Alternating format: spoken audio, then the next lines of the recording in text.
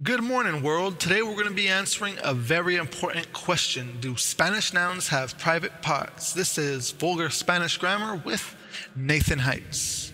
So, when you hear that in Spanish, words have gender, you can't fucking believe it, right? It's like words are walking around with genitalia doing who knows what with each other. But you gotta learn this shit if you want that A, right? So you need help and that's okay. Stop your fucking crying, put your fucking crayon box away, and wipe the milk off your lip. Number one. When we talk about Spanish noun gender, you must understand we're talking about grammatical gender, not dick mate, grow up. Number two, noun gender is important because it decides which article to use when putting together the stupid little utterances you mumble when you're alone in the bathroom. So, now that that's out of the way, let's get started. Nouns refer to living and non-living things. Not like humans and zombies, you fuck, like humans and houses or toasters. When a noun refers to a living thing, the grammatical gender is the same as its physical gender. So, if it has breasts, it's grammatically female, and if it has nuts, it's grammatically a male. That's easy, right? The man would be el hombre, and the woman would be la mujer. El being the article used with masculine words, and la being the article used with feminine words. To spice things up, let me just go ahead and show you all the singular articles now before we move on. El, la, un, una. El and la are the equivalents of the English the, while un and una are the equivalents of the English a or an. El and un are used with grammatically masculine words, while la and una are used with grammatically feminine words. Let's get back to it. When dealing with titles which refer to living nouns like teacher, student, and titles like Mr. and Miss, if the job title is a word which ends in a consonant, it is used for masculine nouns or males. If you want to use the same title for females, simply add an A to the ending. Check out these examples. El señor, la señora, el doctor, la doctora, el embajador, la embajadora, el bailarín, la bailarina. So let's get into the fun stuff. The gender of nouns referring to non-living things can be guessed based on the word's spelling. That's right, guessed, because it can't be easy, right? If you want something, you gotta work for it, and Spanish gender is just one of those things. So, nouns ending in O, MA, and S are generally going to be masculine nouns, while nouns ending in A, sion, tur, umbre, and dar are generally feminine nouns. So let's look at some examples and try to guess masculine or feminine.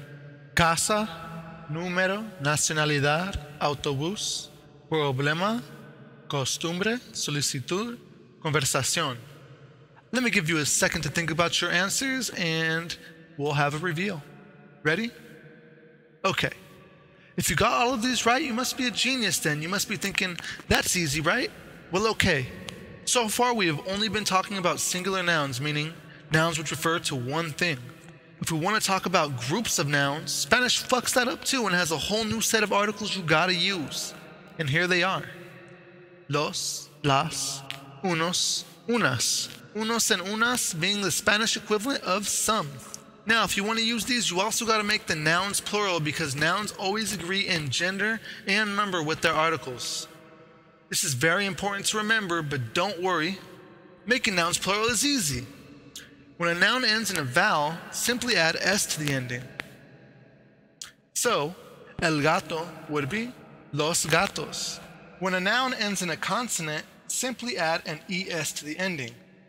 El país becomes los países. When a noun ends in a Z, drop the Z and add CES to make it plural. El pez becomes los peces. Let's practice a little more then. La persona, las personas. El hombre, los hombres. El escritorio, los escritorios. La vez, las veces. El lápiz, los lápices. Good job! In no time, you'll look like this. As you can see, the noun's gender remains the same even after changing its ending. So, we're almost there, guys. In Spanish, masculine words are more powerful than feminine words. Much like real life, right? So if we're talking about a group of people, for example, and the group includes both males and females, we always refer to the group using the masculine article, even if there is only one male and 1 million females. Well, fuck you then, Spanish, most sexist language that ever existed. Therefore, dos niños plus dos niñas equals cuatro niños. Seems legit, right? Whoa, that was a lot of information. Before I let you guys go, I have one more rule I gotta tell you. And it is that there are no rules. All rules in Spanish can be broken just for the fuck of it. So here I'll include some common exceptions to the rules. El día, el mapa, el planeta, la foto, la mano, and la radio. There are more, of course, but I'm going to leave that for another video. Anyways, I think that's enough for the day. Thanks for watching, and don't forget to subscribe to my channel for more videos weekly about Spanish grammar and other things regarding language learning. Thank you guys, much love, and por favor, no se rajen en sus estudios, y nos vemos pronto. Paz.